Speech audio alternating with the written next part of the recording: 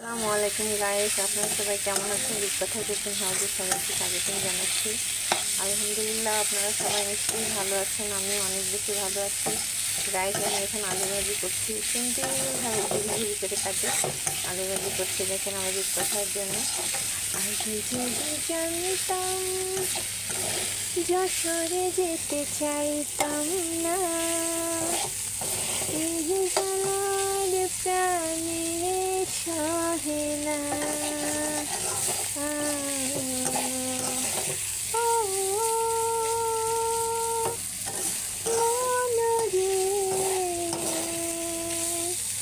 কিসের জন্য যশোরে আইলে তুই?